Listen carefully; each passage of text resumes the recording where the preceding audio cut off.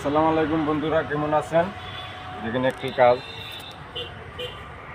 এই যে টিউলিকে পানি এটা ড্রেনও চলে যাবে। আর এটা হইলে আপনার ময়লার গ্যাস গ্যাস পাইপ দেওয়ার জন্যে 2 তলা লাইন হলে এটা দিয়ে লাইন দেওয়া যাবে। আবার যদি জাম লাগে এই পাশে এটা খুললে জাম ছুটানি যাবে। আর যে দেখেন আমরা আরসিসি লাইন টানছি, এগুলো হইলে আপনার 6 ইঞ্চি টিএসআরসি, যদি কোনো সময় জাম লাগে জাম যাতে ছুটাইতে পারি আমরা, এগুলো ডালাই দেওয়া হবে পরিবর্তিতে। এই যে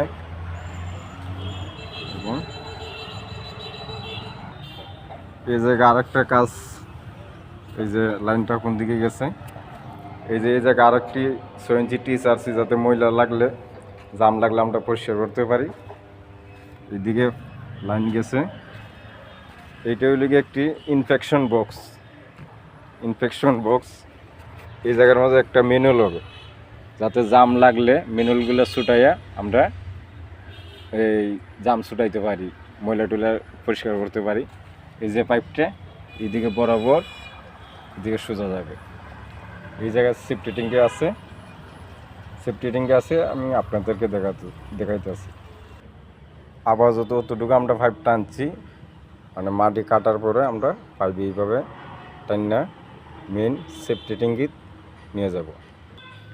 এই যে বন্ধুরা এইদিকে লাইন আসবে, এই জায়গা যতটুকু মানে কর্নার একটি জায়গা, মানে খরচ জায়গা, এই জন্য এই জায়গাটার মাঝে একটি বক্স আমরা দেবো। এই জায়গার মাঝে একটি বক্স আমরা দেবো, তো পাইপ তো সোজা নেওয়া যাবে না। এই জায়গার থেকে এই জায়গায় একটা বক্স হবে, এই বক্সের দিকে ঠিক এই বক্সের মাঝে লাইনটা যাবে। এই বক্সে লাইন যাবে, এই জায়গায় একটা বক্স হবে, যাতে ময়লা টুলা পরিষ্কার করার জন্য জাম লাগলে আমরা শর্টকাটে পরিষ্কার করতে পারি এবং যে কোনো মানুষ, যে কোনো মিস্ত্রি কাজ করতে সুবিধা পাইব।